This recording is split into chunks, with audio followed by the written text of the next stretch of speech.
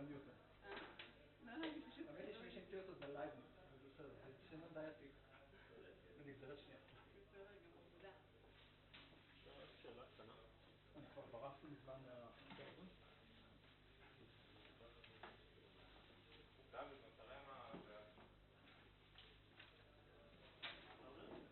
תראה את ה... לא. זהו, אני חיכיתי שלא לגמור את זה. מה שקורה שמטפלים עלינו את ההצגות, אי אפשר לא למש. לא צריך משהו כזה?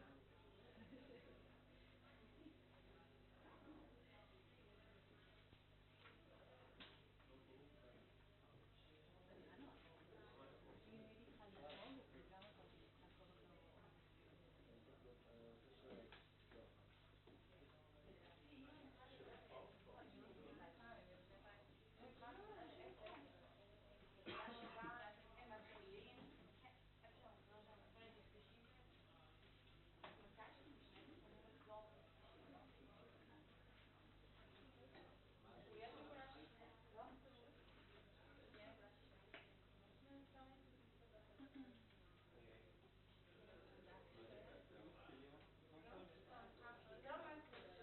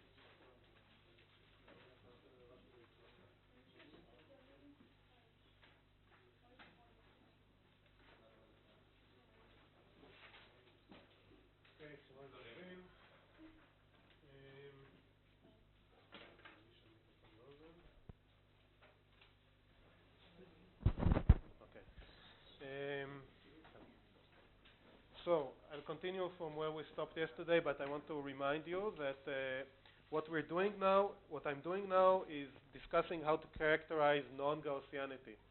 And the reason we want to characterize non-Gaussianity is that, first of all, real sources of sensory stimulation in the world are usually not Gaussian. And we're discussing the demixing problem. We imagine that we have several sources of information which are independent of each other.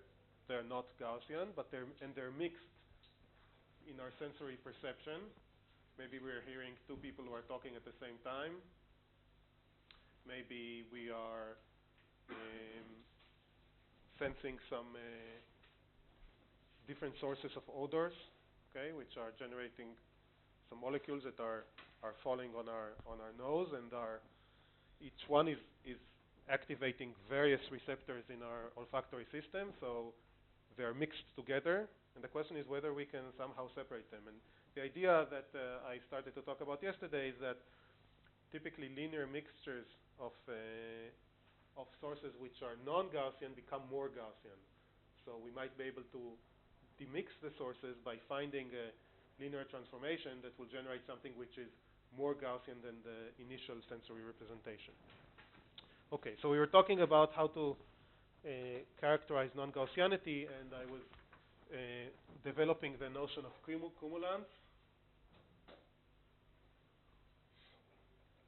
And just to remind you, for a single variable which has zero mean, the first four cumulants are kappa 1 is equal to 0, kappa 2 is equal to sigma squared, the variance, kappa 3 is equal to, so we have a variable x with some probability. Kappa 3 is the average of x cubed, and kappa 4 is the average of x to the power 4 minus 3 times x squared. And one can, in general, write expressions for cumulants of all orders. And what I just managed to show at the last few minutes yesterday is that for Gaussian variables,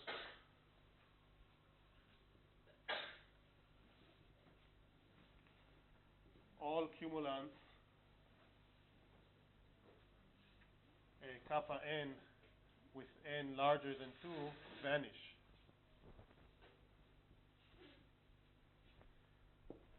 And therefore, the existence of cumulants with n larger of 3 is an indication, is a measure of non-Gaussianity.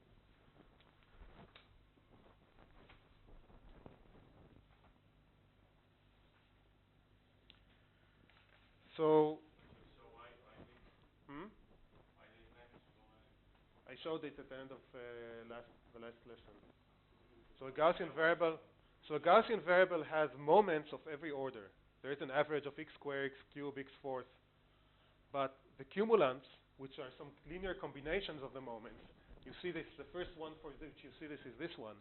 The fourth cumulant is some linear combination of the fourth order cumulant and some other expression with power 4, which is generated by taking the second moment and taking as the power 2, but subtracting it from this one. So for a Gaussian variable, this will end up being 0, because for a Gaussian variable, the average of x to the 4 is exactly 3 times the average of x squared to the power 2. And all the other cumulants are likewise are combinations of this structure that generate in a Gaussian variable something which is 0. And therefore we can use, by the way, for a Gaussian variable, all the odd combinations vanish simply because it's symmetric. So a cumulant of order 5, for example, includes things like x to the 5 and x to the 3 times x to the 2 and x to the 1 times x to the 4, but there's also always a average of x to an odd power, and the average of x to an odd power for a Gaussian variable vanishes because it's a symmetric variable. So the odd terms vanish for a Gaussian variable from a trivial reason, from this reason, just simply because it's symmetric. But the even terms also vanish, and this is the proof is in what I've shown you yesterday. Okay, so we can look at define several parameters that we can use as a measure of non-Gaussianity. So we might imagine first looking at the third cumulant, and generate from it something that is called skewness, and is simply taking the third cumulant and dividing it by something. Now, why do we want to divide it by something? We want a measure of non-Gaussianity which is not dependent on the scale. So if we would multiply x by some constant, we don't want this. Okay, so if we would replace the probability p of x by p of alpha x, we don't want our measure of our measure to change. We want it to be invariant to stretching all the values of x. And therefore, to do this, all we need to do is to generate something which has no units. Kappa 3 has units of x to the 3. Kappa 1 is just 0, so we can't use it. So we'll just scale by the appropriate power of the variance. the variance tells us what is the width of the distribution. So we will just scale by that. So the appropriate power here would be to take kappa 2 to the power 3 halves. This generates a number which is dimensionless and will be independent on the okay, if you take this distribution or the same distribution just stretched, it will give you the same number. So this is called skewness, and skewness, which I can also write as x to the 3 to x to the square x to the power 3.5. This is a measure of how non-symmetric the distribution is. Remember that if the distribution is symmetric, then this will always be 0. So for example, this is a distribution. I should draw it such that the mean will be 0. Okay, this is a distribution with a skew smaller than 0, and this is a distribution with skew larger than 0. The skewness is not a very good quantification for Gaussianity from our point of view, because the reason, as I mentioned, the reason that kappa 3 vanishes for a Gaussian variable is not really just the special structure of a Gaussian variable, but it's true for any variable which is symmetric. Okay, any variable whose distribution is symmetric around the mean, and there are many cases where we have sources which generate a distribution which is symmetric around the mean. And in that case, if all our sources have a distribution which is symmetric around the mean, if we take linear combinations of them, they will stay that way. So it will not increase the skewness. So from our point of view, it's not a very good measure. Therefore, we look at a measure which is generated by this term, a measure which is produced by this term, which will be which will exist also in distributions which are symmetric around the mean but are not Gaussian. And people talk about a measure called kurtosis. I have to warn you that this term is used sometimes with different definitions. I will define it in a certain way. I will define it as simply kappa 4, again divided by the scale, the typical width of the distribution. And in this case, I need to get something of order x to the 4th, so I'll take the variance and multiply it by 2. So this will be kappa 2 to the second power, which is also mu 4 x to the 4 divided by x to the square minus 3. Right? This is the minus 3 is from this term. Okay, so this is my definition of kurtosis. Kurtosis vanishes for a Gaussian variable. Okay, for a Gaussian, I've said it before, but I'll repeat it. For a Gaussian variable, x to the 4 is equal to 3 times x to the 2 squared, and therefore k vanishes. And what does kurtosis kind of intuitively measure? It somehow measures what I will call peakiness, whether the distribution is more peaked relative to a Gaussian or less peaked relative to a Gaussian. And let me give you some 3 examples. Why is it relative to the Gaussian? Well, because it's 0 for a Gaussian. So if it's, as you will see in the examples, if the kurtosis is positive, the distribution is more peaked. Okay, and if it's negative, it's less peaked. And I'll just give you some examples. 3 examples. So one would be a uniform distribution. And note that it doesn't, I'm assuming I'm plotting it as a 0 mean distribution, but it doesn't matter at all what width I'm going to choose, because we designed our measures in that way that they will be invariant to change in the width of the distribution. If I would just change the width, both this term and this term will change in such a way that the ratio will remain constant. So if this is P of X, let me also just plot log P of X, because when I plot a Gaussian distribution, it will be more clear. So log P of X will be minus infinity outside this range and have some value within this range. Anyway, if you can do the calculation, it's quite simple. For a uniform distribution, the kurtosis is negative and is equal to minus 1.2. So this is a uniform distribution. Second example is a Gaussian distribution. So a Gaussian distribution will look, P of X will look like this.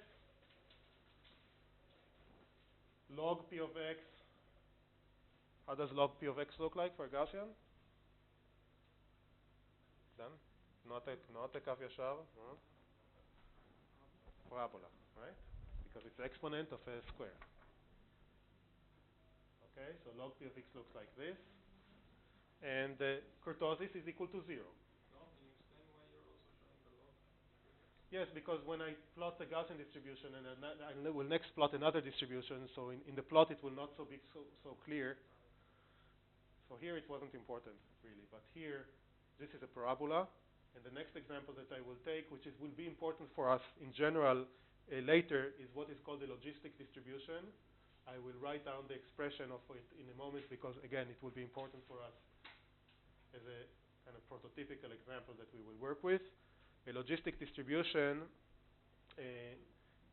if I would try to plot it as P of X, it will be hard for me to clearly explain what is the difference. It's somehow more fixed, okay? But it's easier to see the difference if you plot it in the log. And if you as a log, and if you plot it as a log, you see that for large values of X, it's not quadratic, it's linear. It looks like this, and here it rounds up a little bit. So this is log P of X, and it turns out that for the logistic distribution, which again I will write the expression in a moment, the kurtosis is exactly the opposite of this one. So it is plus 1.2. Okay, and these examples are just serve as a way for you to start to think, to get some intuition for what kurtosis represents. Again, it somehow represents peakedness, and you can think yourself why this expression somehow picks up peakiness. And what I want to do now is just write down the expression for the logistic distribution so that you will have it. We will use it later.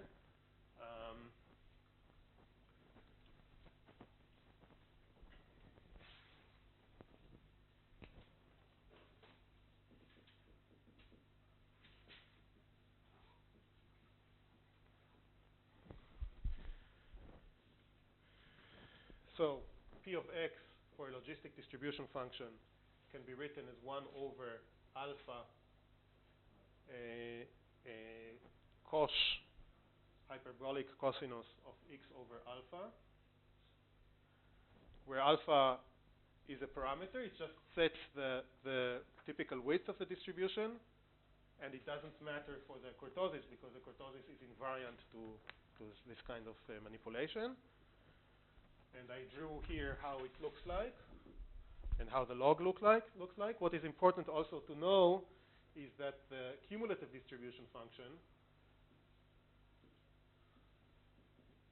of this distribution, g of x, which is by definition an integral of P of x prime dx prime from minus infinity to x,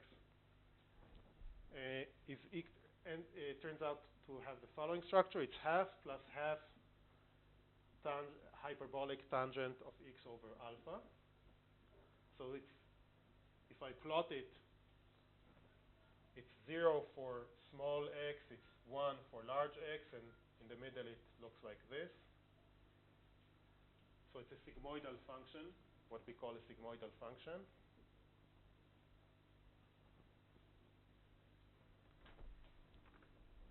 And so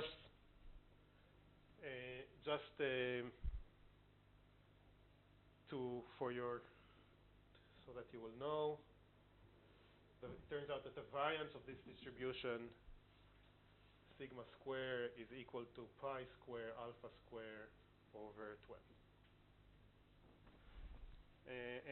Again, g is the integral of p, and therefore also p of x is g prime, is a derivative of g.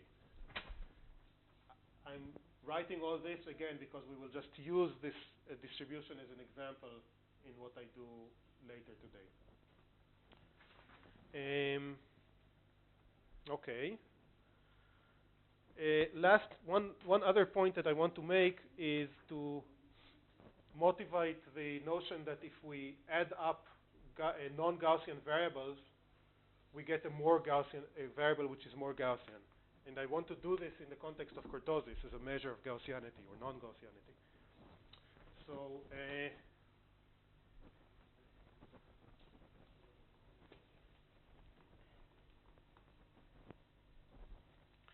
So imagine that we have S1 and S2 which are independent and have the same distribution, P of S. And imagine that P of S has a variance sigma square, and it has a kurtosis, not a kurtosis, but a second cumulant kappa, a fourth cumulant kappa 4. So the kurtosis of P of S is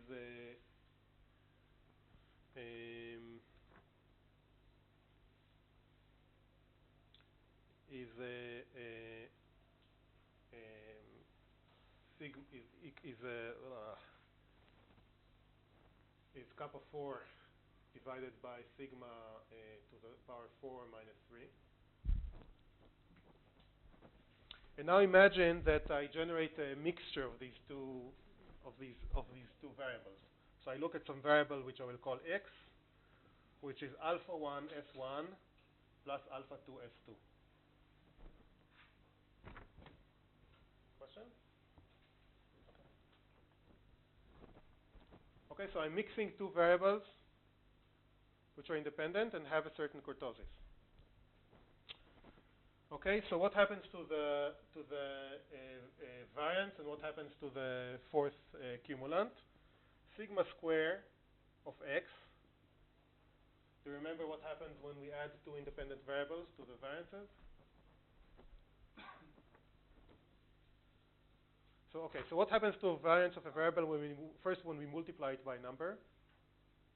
By alpha, the variance is multiplied by alpha square, right? What happens when we add two independent variables?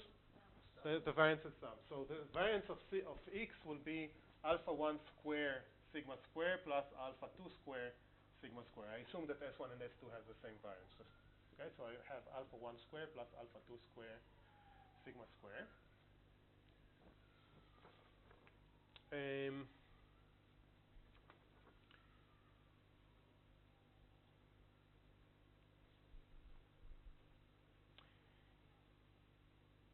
Turns out that the fourth cumulant also adds up in the following way.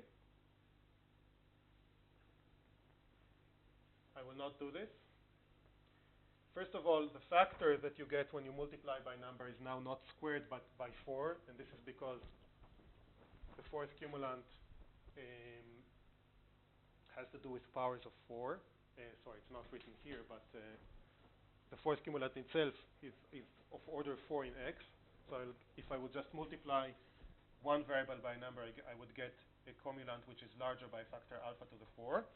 But also these numbers add up. So I will get alpha 1 to the 4 plus alpha 2 to the 4th kappa 4. Okay, this kappa 4. And as a result, what we get is that the kurtosis of x is equal to alpha 1 to the 4 plus alpha 2 to the 4 divided by alpha 1 square plus alpha 2 square to the power of 2 times the kurtosis of of S. I'm skipping here some steps, but you can't see? Thanks for telling me. You can also move the... Yes, that's true. Okay, so what I wrote is that after some manipulation, you can find that the kurtosis of X will be alpha 1 to the fourth plus alpha 2 to the fourth divided by alpha 1 to the power 2 plus alpha 2 to the power 2 squared times the kurtosis of S. And you can see that if I open up this square, I will get alpha 1 to the fourth plus alpha 2 to the fourth plus 2 times alpha 1 alpha 2, right? So alpha 1 square, alpha 2 square, which is a positive number. So I'll get something which is smaller than K. I should really put here an absolute magnitude,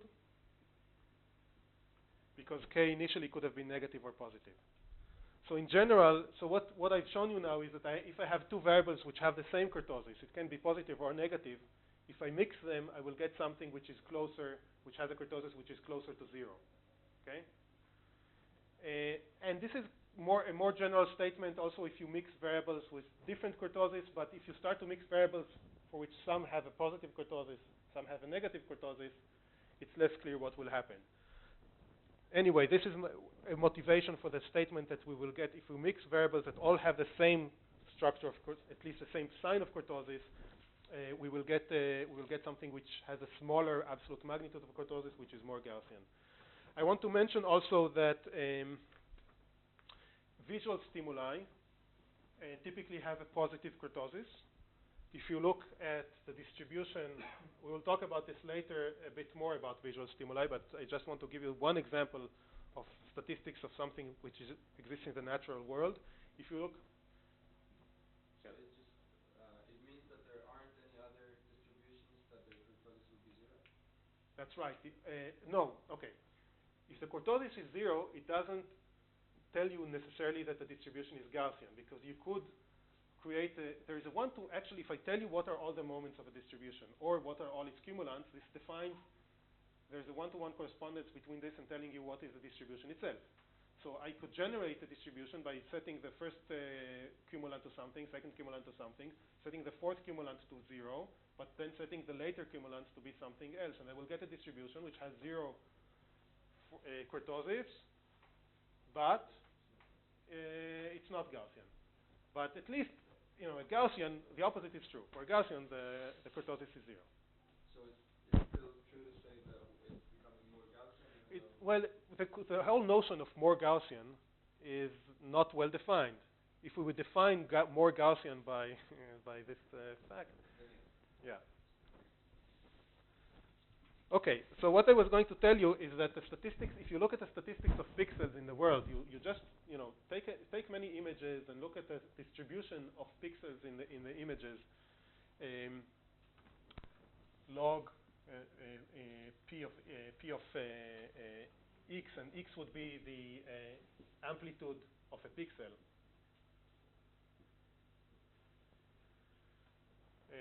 So this is a natural stimuli.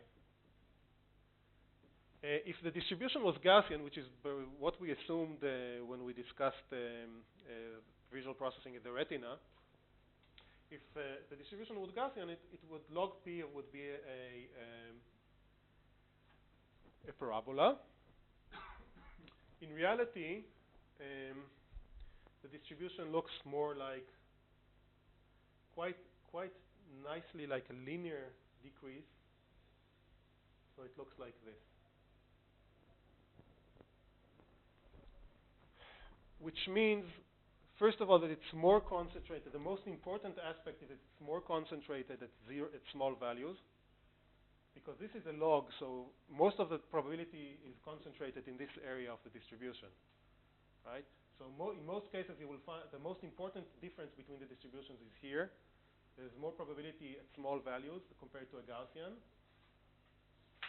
And also, there is more probability at very, very large values. The decay of the probabilities is more slow.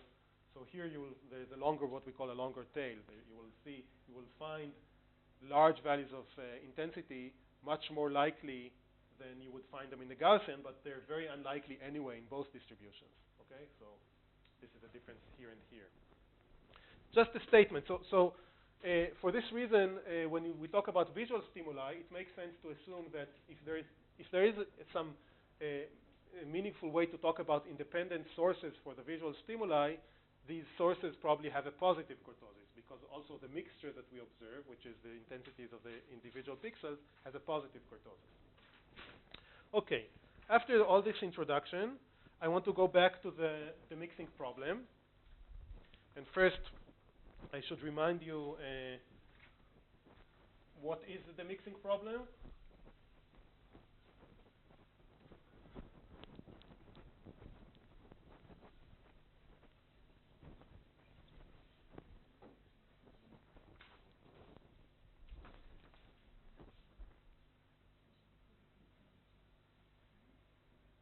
Or independent source separation problem.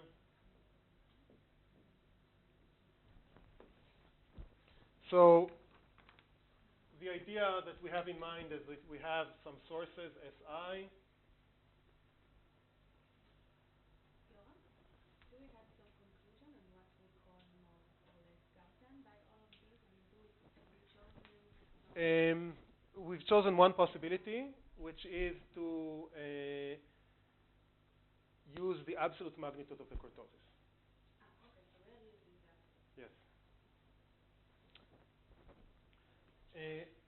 Yes. Okay. So Si are, we have imagined that we have n sources. We imagine that these sources are somehow mixed, have been mixed by some weights. So our generative model is that Si are independent. They have some probability distributions P of Si. Our observations X are some linear combination of the S. So this matrix is A transpose. Xi are the observations. And we ask, if we just observe the X, what we can observe are the Xi's, and we don't know what is this matrix A, can we find a matrix W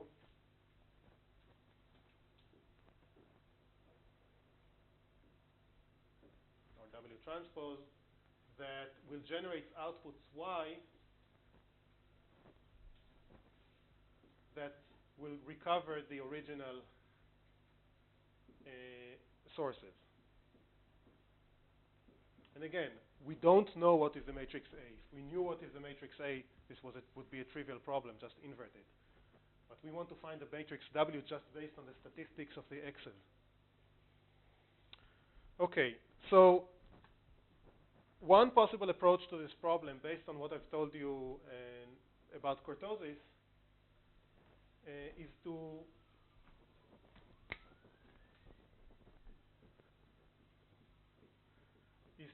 look for directions, linear projections, that maximize kurtosis. Okay? So for example, we might imagine first looking for one component, trying to to recover one of these S's by looking at different directions, different linear projections of this whole n-dimensional space to one direction, and trying to find a direction where the kurtosis will be maximized. And then we can continue this process and find additional directions. I will not continue to talk about this approach here in class. You will have an exercise, a home exercise, where you will be guided on how to do this. So this is one approach. Just a moment. Yes? We saw very specific examples when the distribution was same and the kurtosis was positive. Yes. And is it possible to prove that it's always like that? I mean, for every So distribution, the kurtosis becomes Gaussian? the actual answer is that I'm not sure. I think that first of all, certainly, if some of the variables have positive kurtosis and some of them have negative kurtosis, then it's a mess. Okay, so you have to assume that they all have the same sign.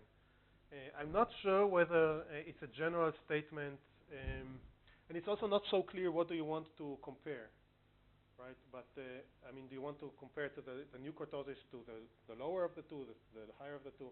But there are some proofs that in general, in some situations, for example, this approach, in some conditions, and I will not go into them, and frankly, I don't know them exactly. There are some conditions where looking for the direction that will maximize kurtosis will be guaranteed to give you one of the independent components. Okay?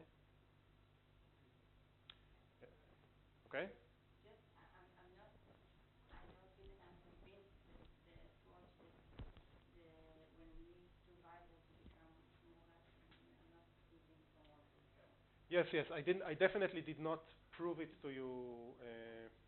But Can't there is some theory that shows that under some conditions it is true. But it's a somewhat a heuristic approach. I mean, the problem also is that in general, often we don't have, the assumptions are not precisely correct. We don't just observe a linear combination of components. But if you assume that this is the model, there is some theory behind the notion that maximizing kurtosis under some conditions is guaranteed to give you independent components.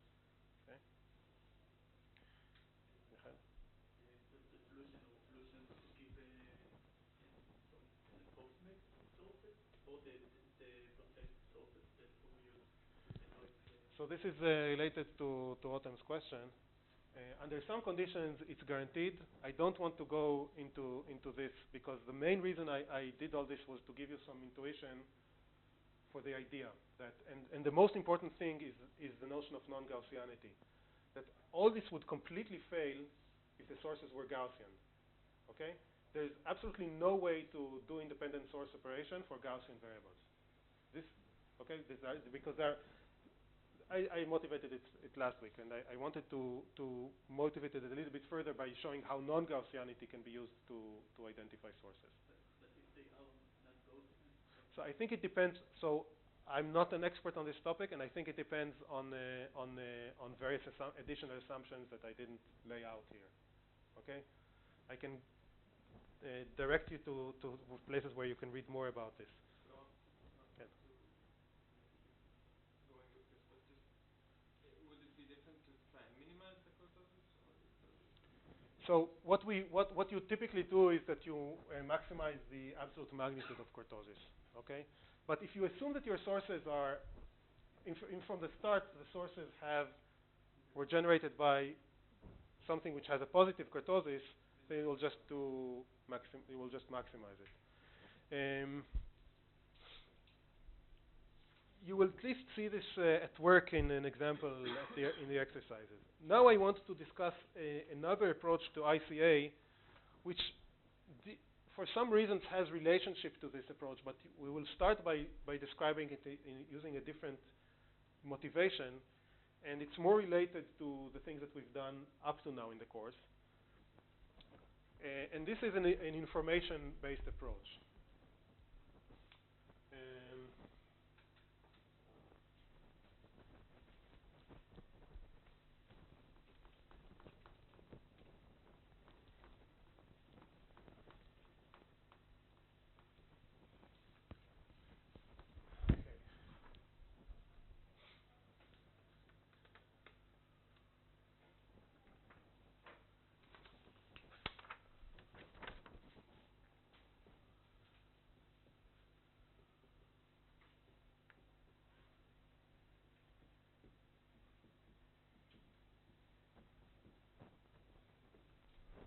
Okay.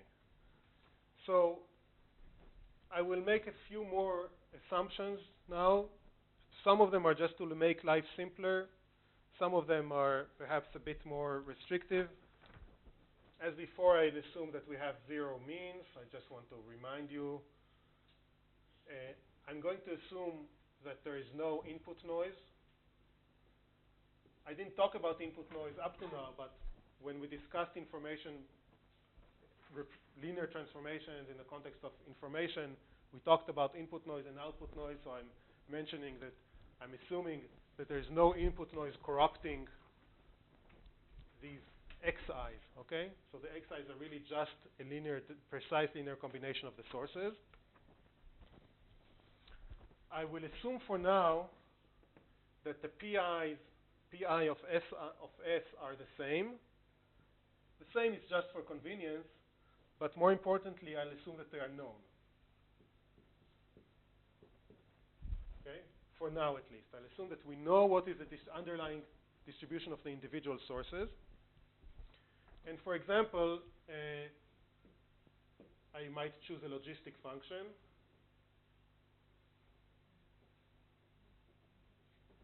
P of S is equal to 1 over cosh of S.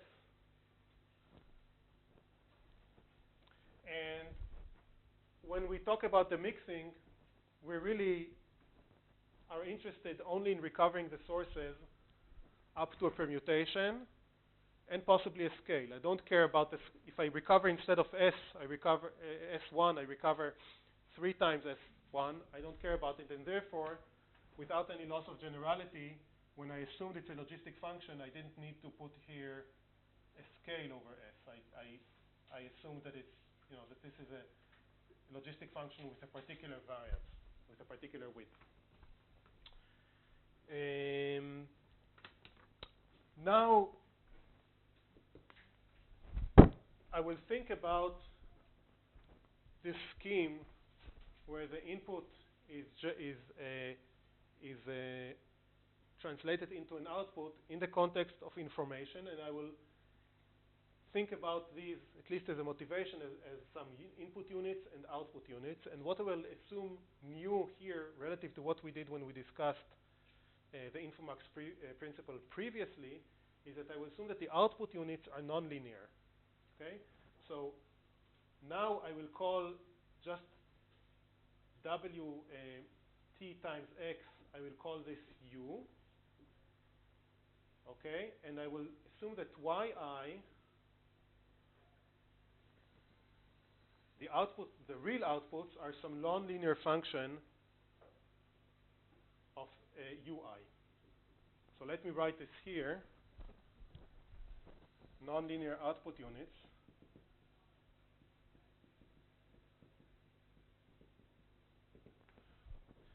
yi is equal to some function g of sum over j wi j transpose xj, which is also what I call g of u I. This is ui. And I'll assume that the output units are restricted to have values between 0 and 1. Okay? Oh, you can't see. Okay, thanks for saying so. Here it's okay?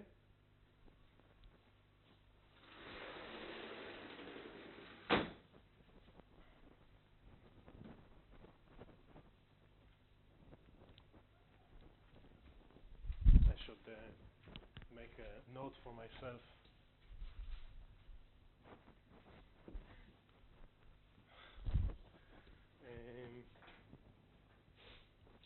So I'll assume that the yi's are restricted to be between 0 and 1. And now I will define a goal. And I will argue that this goal will allow us to identify the independent components. So the goal is to maximize the mutual information between y and x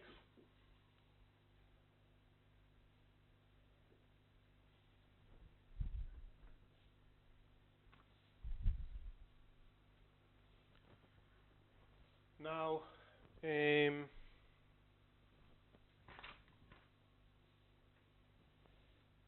Remember that I assume that there is no input noise on x. X is not corrupted by noise.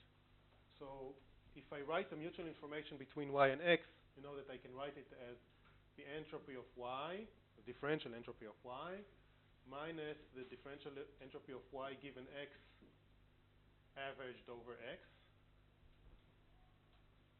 But because y is deterministically determined by x, this really doesn't depend on anything. It's technically infinite, but it does not depend on the choice of the relationship between y and x. So this term. So it ends up so when there is no input noise, maximizing I of y and x is the same as maximizing h of y. If you go back to what we did in the first example that we did in the context of Infomax, which was a transformation from one variable to another variable with some nonlinearity, and go over the notes, you will see that really to make this meaningful, maximizing h of y, we needed to assume that there is some output noise on y. Why? Because the output noise, h of y really for the differential entropy on its own, looking at the differential entropy really implies that you have some scale, that you're looking at the information needed to represent a variable up to some course, up to some resolution. Okay, so you look at the notes. We saw that when we include a little bit of output noise, the output noise sets the scale, and then the differential entropy is a minimum quantity if you assume that the output noise has the same variance independent of y. So this is essentially what we're assuming here too. We're assuming that there's some very small output noise, and then maximizing h of y is like maximizing how many bits would we need in order to encode the values of the yi's.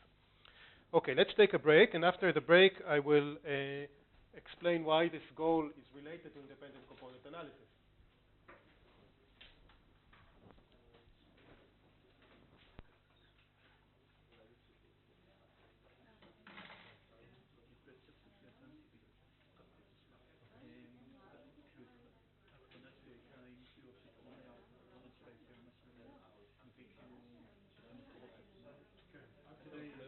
עד כדי סקיילים ופרמוטציות.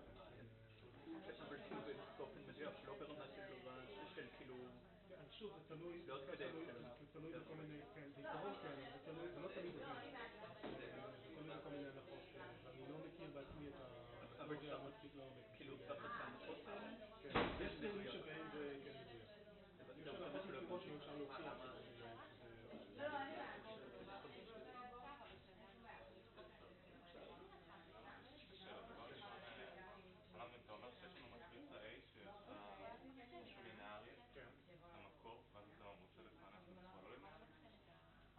האפיינוח שלי הוא כולל טרנספורמציה לינארית ורק עכשיו איזושהי טרנספורמציה לא לינארית מכל יחידת output. זה לא בדיוק הפענוח. זה לא לשחזר את ה-y לא לשחזר את ה-ui הוא אמור לשחזר את ה-x.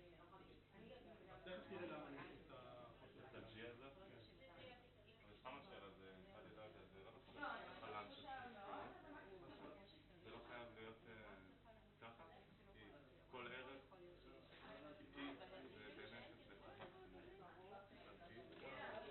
זה לא מקסימום אחד, זה לא יכול לעבור. סתם כאילו גם צריך לדעת והדברים שואלים בין אפס לעשות בערך מוחלט. לא שזה משתנים רציפים, כשמשתנים בדידים אז כאילו תמיד קטן לאחת. נכון, זה כרגע עוד ציינת, אבל מה עשית? יש יחידות, ולכן אין איזשהו משמעות. בואו נגיד ש-x למשל הוא בין 0 ל-0.1, כפי של x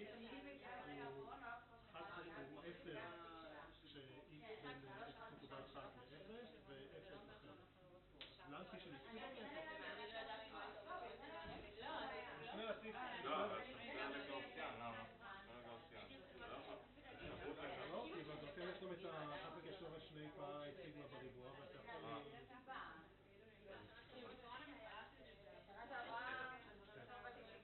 השתמשת בטריק הזה גם מקודם, לפני זה שלוש שיעורים. אני לא סגור על ההוכחה של זה. אני יכול להגיד לך את כדי בדרך. היינו מגדירים את y כ-WTX פלוס Z out, כי אין לנו פה input noise, Z in שווה. אז זה צריך להיות תלוי ב-Z out, נכון? בווריאנט של Z out, אבל אנחנו אומרים שהוא קונסטנט, או שאנחנו לא יכולים... בעצם מה שקורה, אוקיי, כשה-Z out נהיה מאוד חלש, אנחנו בעצם עושים שני דברים, כדי להפסיק את זה מהשורות אנחנו עושים שני דברים, אנחנו עושים Z out, ומה שעשיתי אז.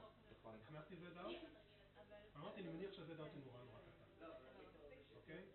ואז האנטרופיה הזאת יוצאת איזה משהו שפשוט תלוי בלב של הווריאנט של ה-Z out, אבל הוא לא תלוי, מה שחשוב מבחינתי זה שהוא לא תלוי בתלות, בקשר בין y ל-x. לא הבנתי מה זה. בוא נזכור. אני גם שאלתי את זה ככה. רגע ברשימות שלי. מה הנקודות דגימה שבהם הפונקציות יהיו, אני לא יכולה להתחיל בהן, בעצם רק לה. אפילו להגיד משהו כזה דבר. נכון. משהו בעבר.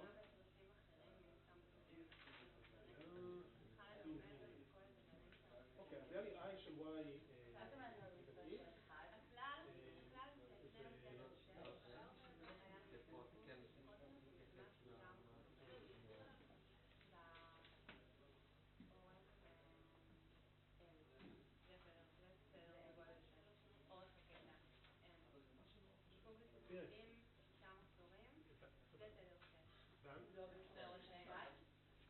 כן, בסופו של דבר, ברגע שיש זה בעצם מאוד פשוט.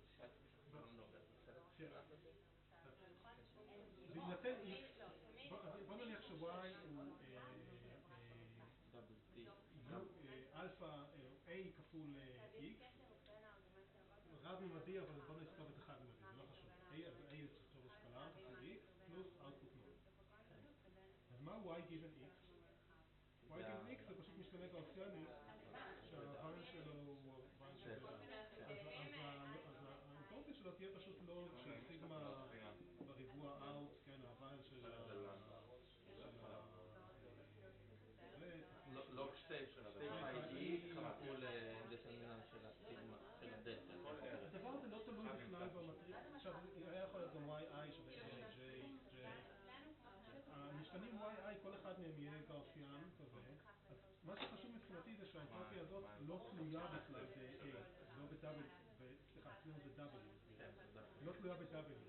אז אם אני מחפש את ה-W שיעשה מקסימיזציה על ה-mutual information, אני יכול להתעלם מהדבר הזה, כי הוא לא תלוי ב-W. לא, זה לא אם אני מתחילה, אני סתם, זו הוכחה טובה. דפתי מנהלת בשני פיילים. דיברנו על זה. השאלה שלי, למה זה מספיק לכתוב ככה ואין לנו תלות באיבר הזה, בזה גם? אין מה, מה איקס הראשון, עד איקס 2, זה כאילו חייב נקודה של כפולת. אין.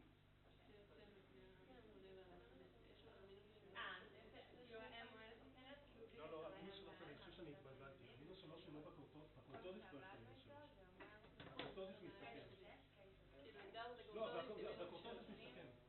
מסתבר שהקורטוזיס מסתכם. זאת אומרת, הקורטוזיס של אלפא x 1 עוד אלפא 1 x 1 עוד אלפא 2 x 2 הוא שווה, לא הקורטוזיס, הקומולנט הרביעי. הוא שווה וההגדרה של הקורטוזיס זה K4 חלקי איזה ה-5? לא, זה אוקיי. אבל אם זה שווה לאלפא 1 ברביעי, מסתבר שזה מסתכל, זה שווה לאלפא 1 ברביעי. כאן אולי אני אמרתי משהו כל 5 כביונה הייתי לוקחת בעצם 5 בסופו של דבר 5 פגימות ומרווחים שווים. הם פגימות ומרווחים שווים. לא יודעת. אולי פשוט לא, זה בסדר. F שווה ל0.0 K4 של X ו-K4 של... לא, כן. לא, אין לי שלוש. ההגדרה של הקורטוזיס זה קאפה 4 חלקי סיגמה ברביעי. הקאפה 4 כולל בתוכו הוא המומנטום, הוא מיו 4 חלקי הוא מיו.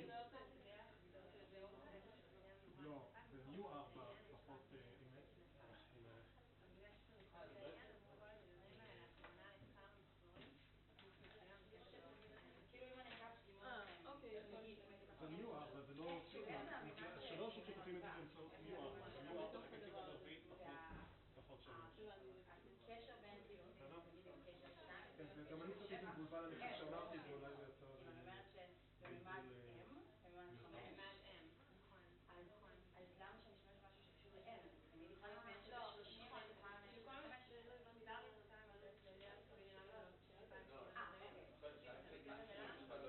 אז אם הייתי לוקחת נגיד 5 דגימות ב-0, 1, 2, 3, 4, 5, לא משנה, כאילו 5 עד ל-20, למה אני אקח, כאילו שיראו משהו, אני אקח 20 ואז אני אקח אז אני אראה לו, אני אקח 5 כאילו השני פיילים נשאר שם בתוך הפייל. הוא מתגלל לנסה את כל המחזורים כאילו האל של זה למה אנחנו עושים דווקא את A של Y?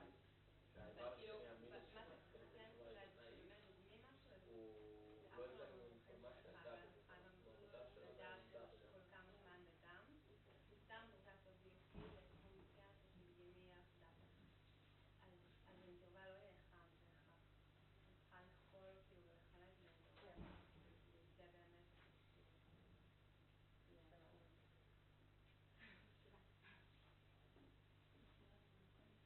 זה באמת מתערבב הידיים. כן, זה ממש זומתי. למה ברור, להיות מינימום ממשיים עוד. תמיר כזה חזר מכל למה אנחנו לא ליניאריים?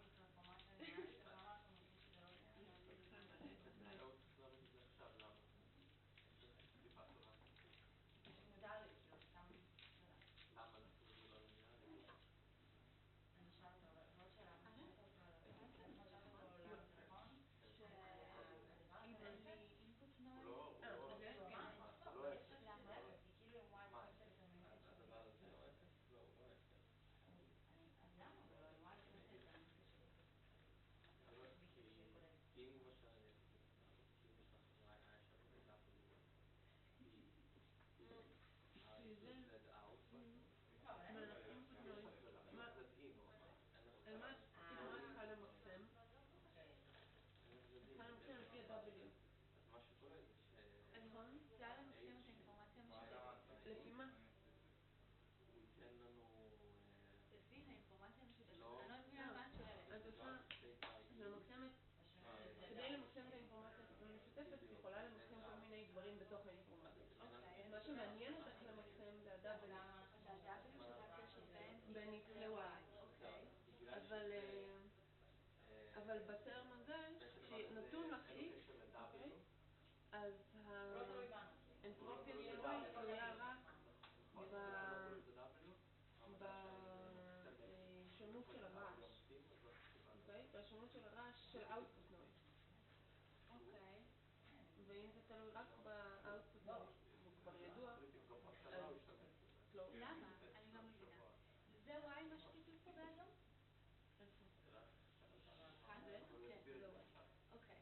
אז הנה, יש לך אני רוצה WAD. למקסם מעבר ל-W. סבבה. סבבה. אז זה, אם X ידוע לי, אני עדיין רוצה למקסם. כש-X ידוע לך, אז השונות של Y בהינתן X היא רק השונות של VR. שהוא לא מכיל כי את זה נתון לך. זה כבר השונות שלו אפס. הדבר הזה אבל מה אין עם לו W? שום פרמטר של אין פה W. לא עם W. לא. אבל בראשון באמת השונות של Y פה, בטרם הזה תלוי בשונות של Y. וזה תלוי בהכל. אם היה שם כלשהו W, לא, אם היה שם כאילו אמרנו שאני רוצה אם היה למקסם לנו מעבר אינפוט ל-W. נויז, נכון. אז אני לא יודעת את זה. שהיה אינפוט נויז, אז כן היה לנו... אם X נתון לי, כן. זאת אומרת, אם X נתון לך, עדיין יש לי את הביטוי WX ואני לא יודעת מה הוא W ואני רוצה למקסם מעבר ל-W. לא, כש-X נתון לך, אז את יודעת בדיוק את הערך של הטרמה. ואם אני ממקסמת מעבר ל-W, איך אני יודעת?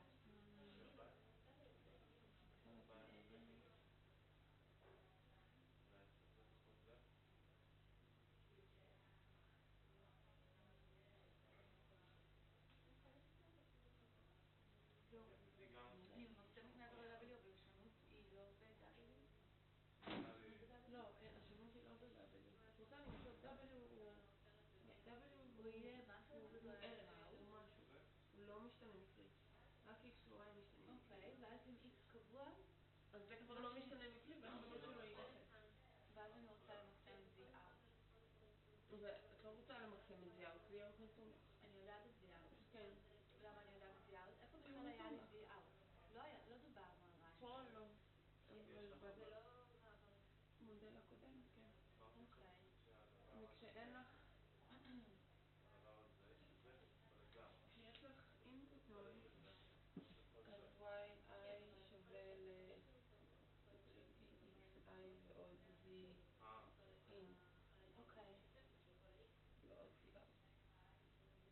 אוקיי?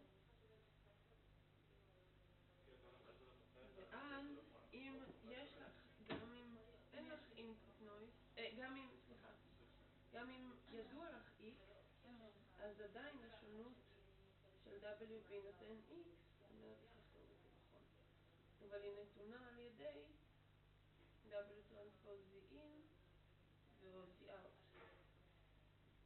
אני לא חשבתי על זה, האמת. ויש לך פה w. אבל אם אין לך, אם t-in שלך הוא 0, זה נתון לך רק על ידי z out, וזה לא תלוי ב-w בכלל. אז את לא, אז כאילו, אז לא אכפת לך מזה, זה לא יעזור לך בניסוי.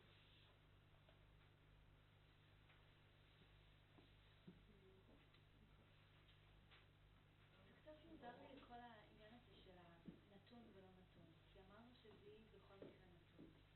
זה נתון, נכון? שני, בעניין העובדות האלה. אבל אנחנו צריכים אותם, זה קשה. כדי שיהיה לנו כוח, ונשאר לשים לאחרים. זה נכון, זה שוחד. חגי, רצית על זה יותר לשאול אותי משהו, למרות שלא עושים פה נתון, לא תגיד, אבל אולי עשיתי רק בסעיפים ממש שונים. וגם רציתי לשאול את מה שהייתי מזה. הרעש אין נתונה. כן, אבל אז, אבל כאילו אנחנו כל פעם משנים את זה, שאם הוא נתונים, אז הוא נתונים. ואז בין אם יש לי רעש ובין אם אין לי רעש, ברגע שאני יודעת את X ואני יודעת את הרעש, אז אני יודעת, בכל מקרה, כאילו מה שציירת קודם. הרעש עדיין משתנה מקרי. אבל אז אם הוא משתנה מקרי, חשבתי, אמרתי שתכף מה זה עבר לזה גדול, אז זה לא ישנה. הסתפקתי בזה. ממש, זה כל ה... לא ישנה אם תשנה את w. כאילו, בגלל זה נגיד בכל נגיד בכל של 4. רלוונטי. פתחתי את זה פה, זה עבר עוד משהו... ואם נראה שזה קבוע, אנחנו מכפילים אבל אין פה כל משהו קטן מאחד, זה עבר עוד משהו חיובי. אני יודעת להקפיא את זה עליי. אבל יש בערך השעה בערך תגיד.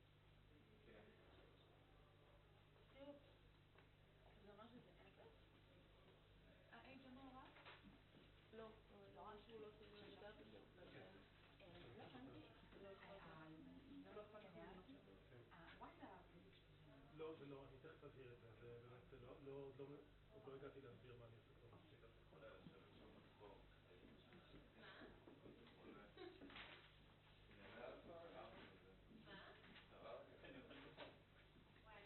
יום, אתה יכול לקחת את זה? אל תחזור את העולם.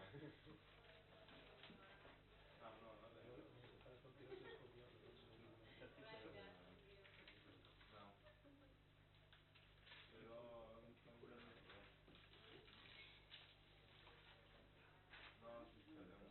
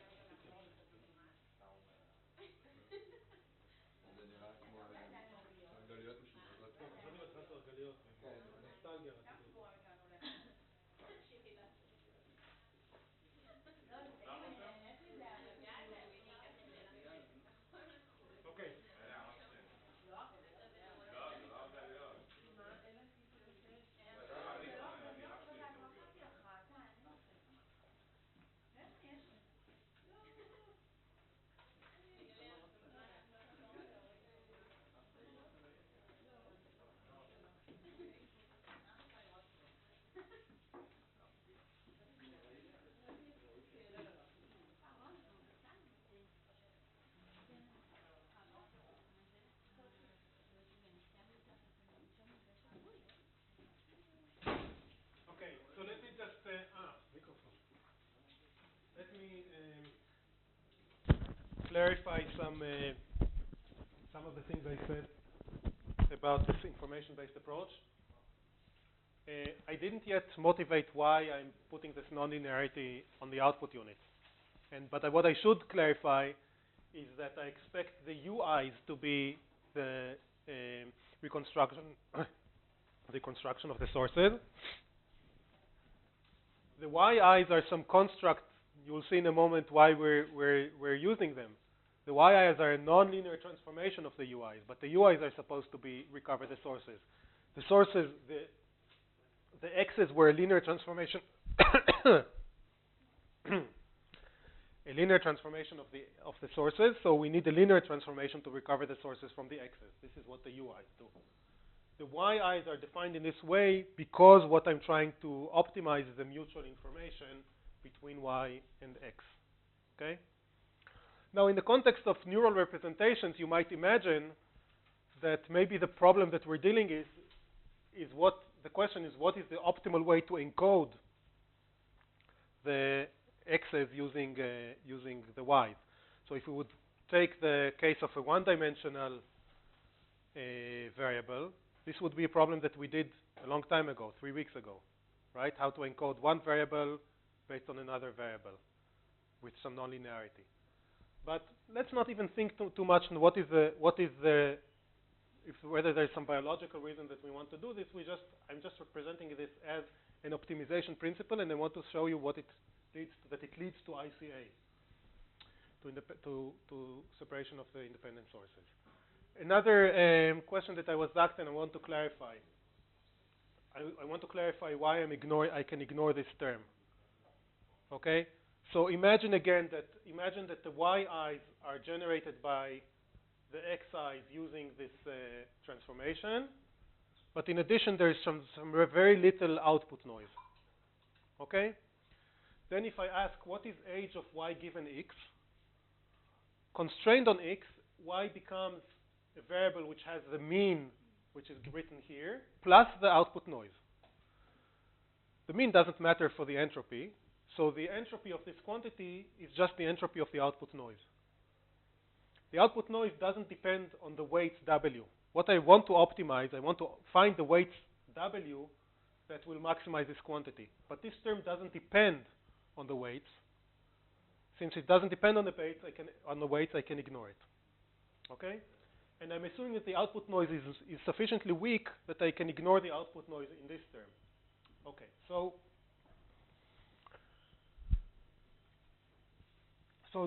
this is the definition of the problem. I want to maximize this quantity, and now I want to argue that if we find the maximum, what are we allowed to play with right now? What we're allowed to play with is, when I'm saying maximize, what are my parameters? The parameters are the weights W, and in principle also these nonlinear functions.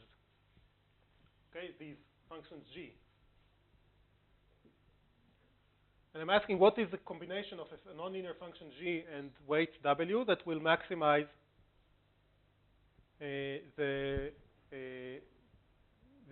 entropy. But we know that if a variable Y is constrained to be between 0 and 1, all the variables Y are constrained to be between 0 and 1.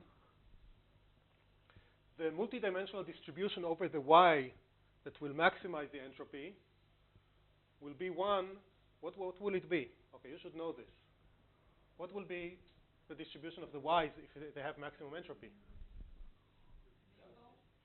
No. Uniform. And there's one other thing. What is the relationship between Yi and Yj?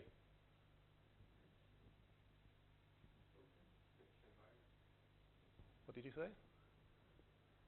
I didn't hear. Yes, but more importantly, for maximum entropy, they will be independent.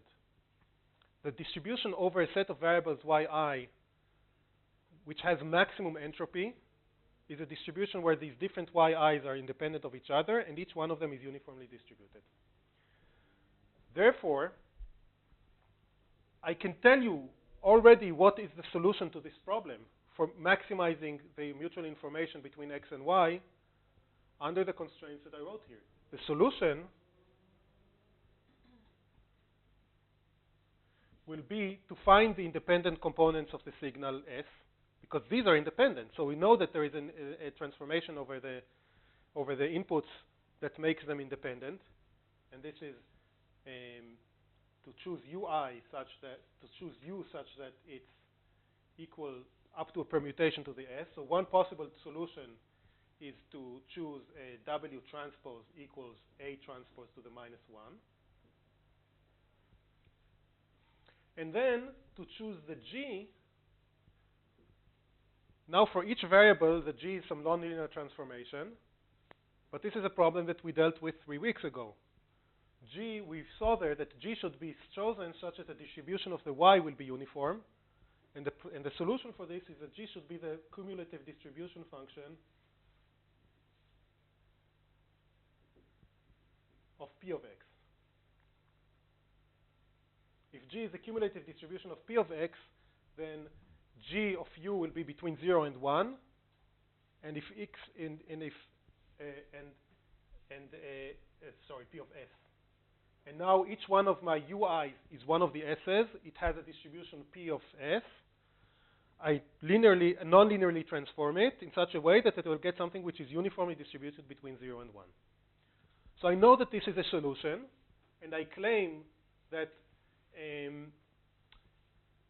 typically, if the P of S is non-Gaussian, the only solutions to this problem, to this optimization problem, will be this solution or up to permutations. Of course, I could permute the SIs to get UIs which are at a different order. That wouldn't matter. But up to this permutation, this will be the only solution. Okay, Walter.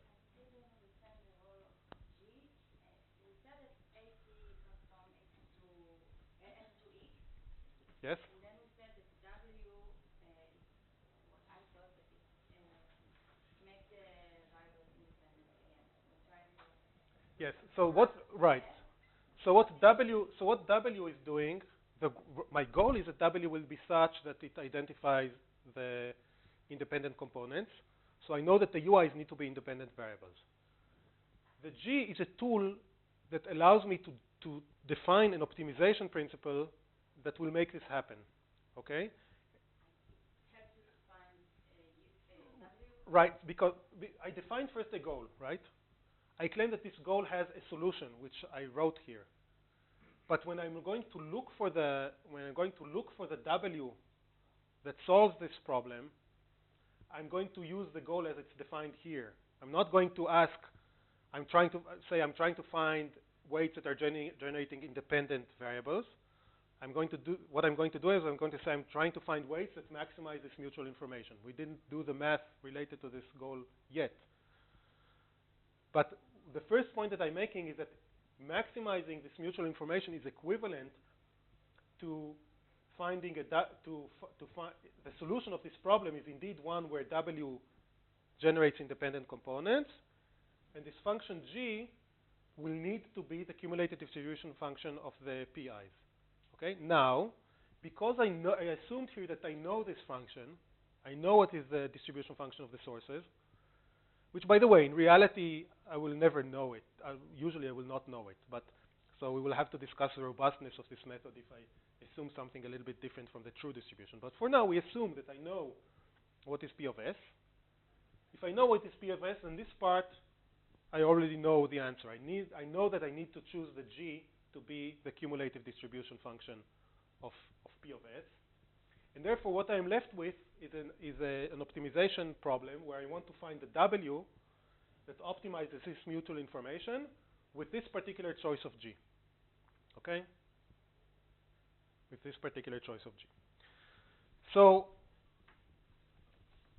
but really the essential part of this is to some extent a technicality. The essential part is that maximizing information, if I want to encode a set of variables independently of each other in a set of variables Y, maximizing the mutual information is obtained by a transformation that makes the variables independent of each other, and this is really my goal. I want to find a transformation of the inputs which makes them x's, the instruction of the input x's, which makes them independent and not just uncorrelated, as we did before when we discussed the PCA, the principal component-based approaches. Yes, Hagai. So what's the connection to G and to that of the accumulated distribution function again? So again, this is what we discussed when we discussed encoding of a single variable. The first example using Infomax, we imagine that we have some input which has a distribution. We transform it using some nonlinear function, and this is we thought, for example, of encoding by bipolar cells in the retina. They receive some input, visual input, or photoreceptors, and they generate some graded input. They generate a graded output, and we found that to maximize the information, we need to apply a nonlinearity, which has exactly the form of the cumulative distribution function of the inputs, such that the output, after applying this nonlinearity, will get uniform distribution. This is why it's a cumulative distribution function. After applying G to the U, I'll get some Y's which are uniformly distributed. Okay. So when you write the solution W transpose is the A transpose -1, this is basically always the solution. Yes, yes. So you're saying that we are guaranteed to have such a exactly. I mean, of course, I don't know. When we really solve this problem, we don't know what is A. We just assume that it exists. We assume that all these assumptions exist, that everything was generated by some independent sources. There was some function A. I don't know it. But I know that there is a solution, that the solution to the maximization problem is guaranteed to find this A, because it will transform the input such that it will become independent. But how do you know there's only one? This is a very good question. I didn't prove it to you. So, first of all, there is more than one because of the permutations. But this is not very interesting, right? And I don't care. In general, I don't prove this to you. There is really one optimal solution. You cannot find another. It's a mixture of the original inputs which will maintain independence. Okay? The only way to linearly transform these mixed components is to get them back to be the original ones such that are independent, except in one case, and this is the case of Gaussian inputs. When the inputs are Gaussian, there are indeed many, many different solutions, and I cannot distinguish between them. So the whole scheme will not work. It will fail if the inputs have Gaussian statistics. Okay. So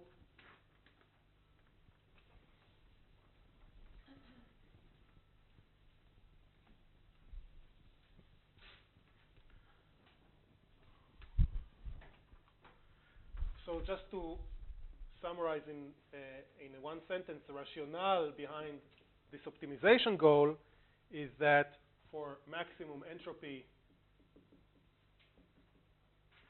of Y, Yi should be independent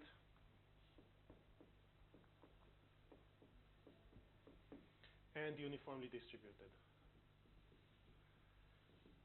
And therefore,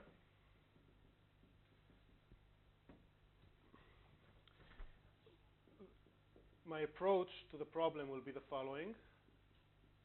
Since I assume that I know what is P of S, I will fix G of U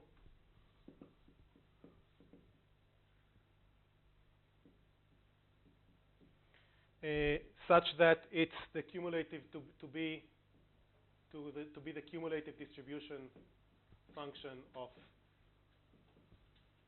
P of X, of P of S. So for example, if I assume that if P of S is logistic, so P of S looks like this, G of U will be the cumulative distribution function of a logistic function, which I wrote before. It's going to be half plus half times U, so it's going to be a sigmoidal function.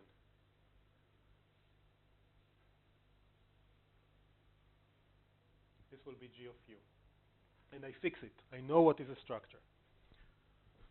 Does it mean also that the SI are uniformly distributed? No, the SI were drawn from this distribution.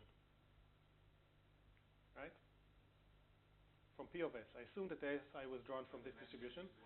Once I recover them, if I find the appropriate W that will generate independent variables, the UIs will be proportional to the SI. The U will have this distribution. The YI will be to apply this function over the U, and this will generate something which has a uniform distribution. Okay? Yes, yes, indeed, what I'm really interested in are the U's and not the Y's. The U's are supposed to recover the original variables. The Y's are a tool. But you can also think about this then in this question of independent component analysis. There are many different algorithms that attempt to do it, and they can be interpreted in different ways. So the way I'm presenting it to you, my goal is the mixing. I want to just find the initial sources, and then I'm interested in the U's. But you can also think about this whole discussion as some information maximization problem. I want to encode the inputs using some output units Y. The output units Y have a nonlinearity of this structure, which is in fact a reasonable assumption for the nonlinear aspects of processing in a neuron. The neuron sums up its inputs and generates an output which involves a sigmoidal function. I mean, every one of you who took Reshatot Aleph is familiar with this idea. So I can also think about this optimization goal as a question about maximizing entropy in a set of neurons that encode a certain set of stimuli. Miraculously, it will involve transforming the inputs linearly such that we get, for the UIs, we get the independent components. Okay. So this is, my approach is that I fix the function G, and now what I'm left is just a search for W. I search for W that will maximize age of Y. And the important thing to note here is that this optimization principle, maximizing age of Y, from my point of view as a person who is, or the algorithm who is trying to maximize age of Y, this depends on the statistics of the X's. I don't need to know what were the original S's. I'm just I have some X's, they have some statistics. Age of Y will depend on the statistics of X and the choice of W. I'm searching for that W that maximizes the information, and I'm guaranteed that if I do it, my UIs will be the original S's that generated the X's. Okay. So now we need to do the math and understand technically what do I need to do in order to maximize age of Y, to vary W until I get the maximum of age of Y. Everything I did until now is really the most important aspects of what I'm doing, of my presentation of this idea. This is the idea. Why is this optimization goal going to generate independent component analysis? What I'm going to do next is more mathematical. It's the technique or the mathematical consequences of trying to optimize age of Y, to vary W to optimize age of Y. Okay, so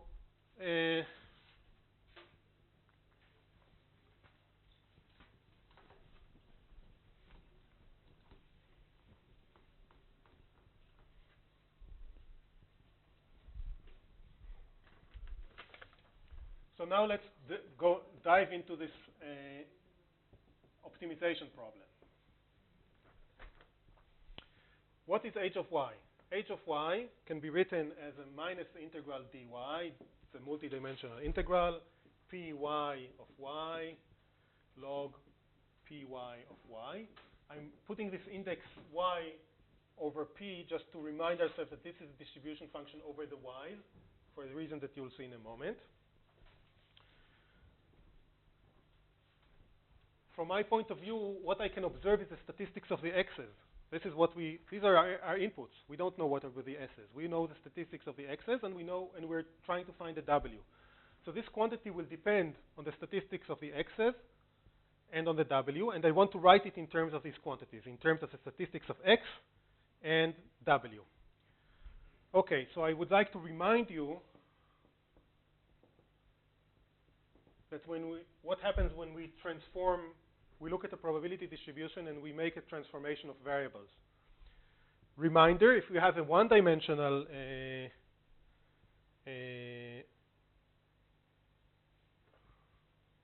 so let me just first say, so my goal is to write, I want to write this in terms of the distribution function of the x's, which is what I observe, and w. This is what I want to do next. And I want to remind you first, I see that I erased my reminder not to draw here. Okay, so for scalars, if y is some function of f of x, is some function of x, then for any small interval around a certain x and around the corresponding y, I can write that py of y dy is equal to px of x dx. In other words, if I choose a certain interval around x, the amount of probability around there should be the same as the probability around the corresponding of value of y that corresponds to this region of x, and therefore py of y is equal to px of x. The probability distribution over the y is equal to the probability distribution over x divided by f prime of x. I remember that when I did this 3 weeks ago, some of you were not completely, it wasn't completely clear to everyone. So by now, I hope that it is, and if it's not, think about it. And now I want to just write down similarly what happens when it's a multidimensional variable.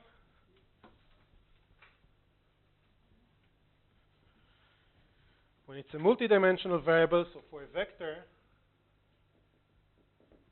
if I imagine that yi can be written as some function fi of x1 to xn, then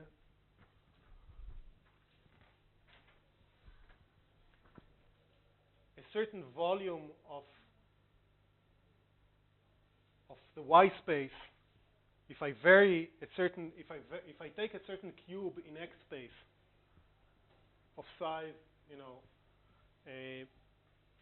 dx1, dx2, dx3, dx4 up to dxn, and I ask what is the volume in y space that is occupied by the corresponding values of y, it's related to the volume in x space through what is called the Jacobian, the determinant of the Jacobian, where the Jacobian jij is defined to be the partial derivative of fi with respect to xj.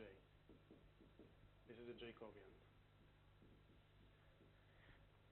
And therefore, the probability distribution over the y's for a vector y can be written in terms of the probability distribution over the x's with a factor which is given by the determinant of the Jacobian, which is a function of x. So at any point in x space,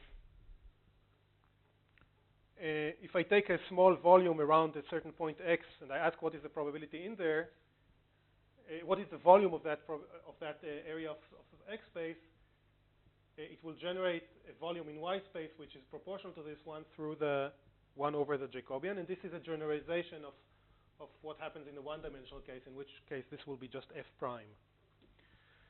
Okay, this is a technical point about transforming probability distribution functions from one multidimensional representation to another. But now, once we know that, I can write down the entropy of y using px, probability distribution over the x's. So h of y is equal to minus integral dx px of x log px of x divided by the absolute magnitude of the determinant of j, which, as I mentioned, is a function of x. Okay? But this, I'll need to put it here.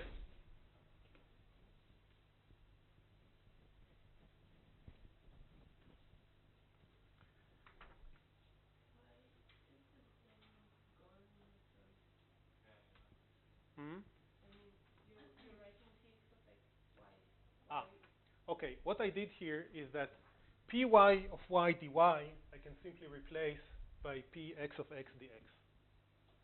When you do a transformation of variables, you also need to put in the Jacobian. So p of this is like in the one-dimensional case, p when I wrote px dx is equal to py dy. Px of x dx I can replace. I mean py of y dy I can simply replace by px of x dx. Or if you wanted to do it in two steps, you will write here. You would put for py dy px dx divided by the determinant, but when you change the variables, you also need to multiply by the determinant of the Jacobian. So this will cancel out. So here, the Jacobian is not appearing, but it is appearing inside the log. And now I can open this up, because the log of a ratio is the difference of the logs. So I get that h of y is equal to, so from the numerator, I will get minus integral dx px of x log px of x, and this is nothing but the entropy of x. And from this term, I will get integral px of x log the determinant of j. So I can write this as an average over x of the log determinant of j, right? Because by definition, this is an integral of px of x times this quantity. And the plus sign here is because we had a minus sign here, and this was in the denominator. Okay. But this is independent of w.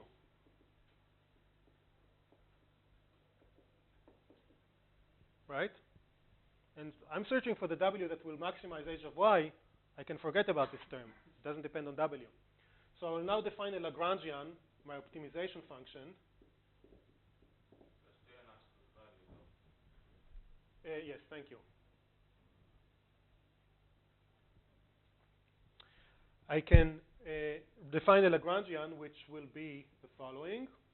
It will be simply the average ln det j of x averaged over x. And this is what I want to optimize. Okay? Now this still depends. This depends on w, because the Jacobian, this Jacobian, which is the relationship between w and between y and x, it depends on the linear transformation between x and u, and then the nonlinearity between u and y. So it depends on w. Okay. The reason that you don't write the h which is independent of w is because the derivative. Yes, yes, exactly. So if I want to maximize this quantity, I mean, even without thinking of derivatives, I want to search for that w that will maximize this quantity. This term doesn't depend on w, so I can just maximize this term. Or if you want to write the equations at the maximum, the derivative of this thing with respect to w will be 0, but the derivative of this thing with respect to w is 0 anyway. So I need to set the derivative of this to 0. Yes. Okay. So now we need to calculate this thing, the determinant of j. So first of all, let's write what is j in our case. Jij is the derivative with respect to xj of yi, right? And what is yi? Yi is g of ui. And ui, let me write this at the side, ui is a sum over j, w transpose ij, xj. So when I take the derivative with respect to xj of ui, I will first have the derivative of the function g evaluated at the point ui. And now I need to take the derivative of ui with respect to xj, and this will be simply wij transpose.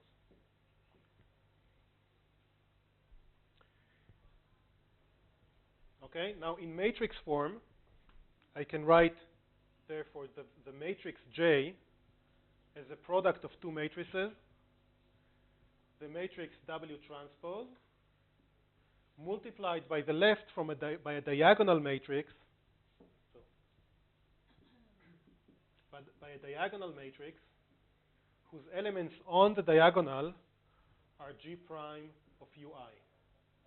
Okay, so this is a matrix that has on the first, it's diagonal, the first element it has G prime of u1, second element it has G prime of u2, and so on, multiplied by W transpose. This part does not depend on X, right? Because W is our weight. This part does depend on X, because U is a function of X. And indeed, we still need to average over all possible values of X. But this is the matrix that we need to, for which we need to find a determinant. But now, once I wrote it this way, our life is actually quite easy. I mean, this looks complicated, but this is not really so complicated. Because if you if you take,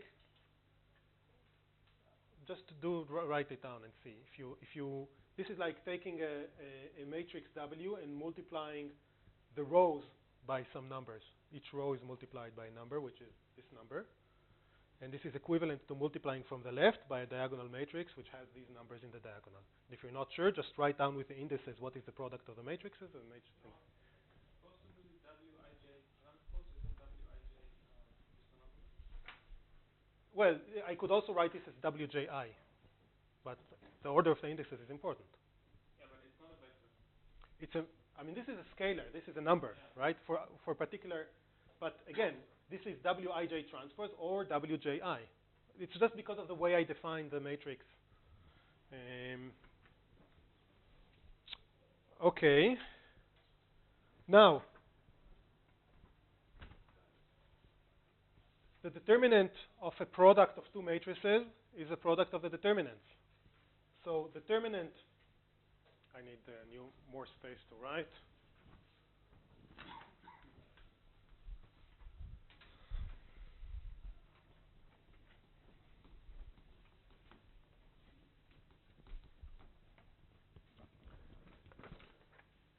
The determinant of J, absolute magnitude, is equal to the determinant of this thing multiplied by the determinant of this thing.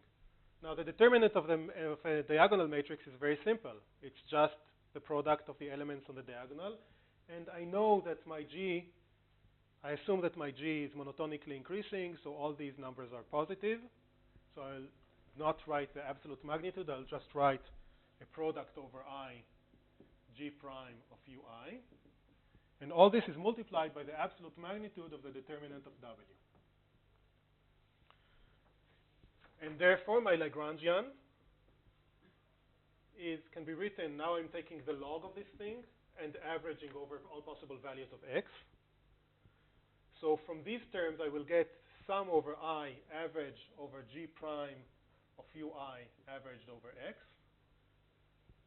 And this term doesn't depend on X, so I don't need to write an average. This is just the determinant of W. Okay?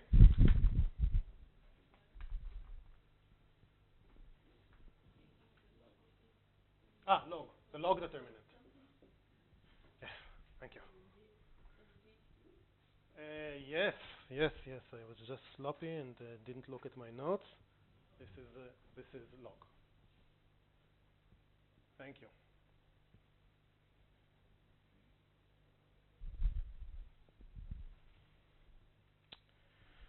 Okay, so we've made some progress. I mean, we started from wanting to maximize the mutual information between the y's and the x's, and now we see that what we really need to optimize is this thing, which is on the determinant of W plus this.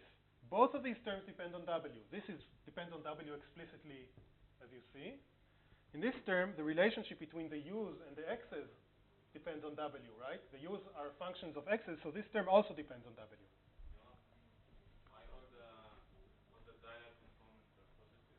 Because G prime, remember that in our example we assumed that G is a logistic function. Sorry, not G. P was logistic function. G was sigmoidal. It was monotonically increasing. It's a cumulative distribution function, G. So it's increasing, and G prime is positive. Okay. Um,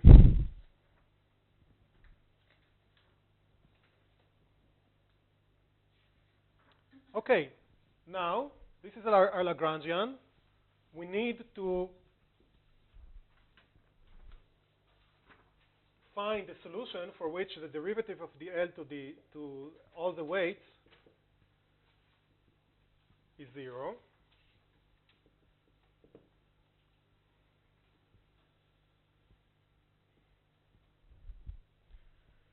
And I will not do all the math right now, just because we need to move on to other topics. But I will tell you some neat fact, first of all, about this term, something which is worthwhile to know, that the derivative with respect to wij of the log of the absolute magnitude of the determinant of w is equal to an element of the inverse matrix of w, the element ji. It's a nice identity, and it's kind of fun to prove it. I will just give you some intuition why this is true. I don't know, some of you may remember that there's an expression, a way to write the inverse of a matrix using the partial. I don't know what's the name of this thing. You want the inverse of the matrix at a certain point, so you take the transpose of the matrix and you remove one line and you remove one row and you calculate the determinant of all the other elements, and then you divide by the determinant of the original matrix. And it's not called there's a name for the pivot. There's a name for these partial these determinants once you remove a row in the column. And if you use this identity, it's almost trivial to show that this is true. Okay. Anyway, this is a fact, okay, well-known fact, and we also need to calculate the derivative with respect to wij of this term, and I will simply skip it. I will just tell you what is the result. It requires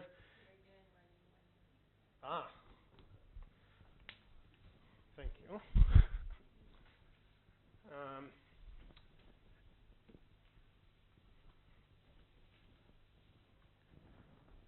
So d to the wij of the average of log g prime of ui. This is something that we need, averaged over all the x's, and this requires a few lines of algebra, of work. I'm skipping it, but the end result is very simple. It turns out that this is equal to minus age of uj times xi, where age is a very particular function of its argument, okay, where age of u is defined to be the derivative with respect to u of log g prime of u. Okay? Remember that we assumed that we know what is p of x, say a logistic function. G was a cumulative distribution of p of x, so in our case it's a sigmoidal, if in the case of logistic function. And then you have to take g to take the derivative and take a log, take another derivative, and a minus sign. And it turns out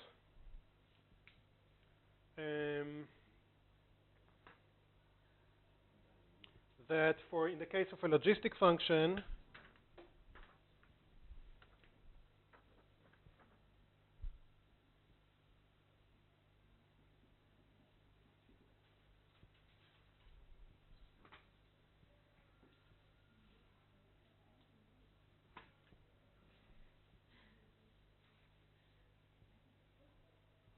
h of u ends up being a hyperbolic tangent.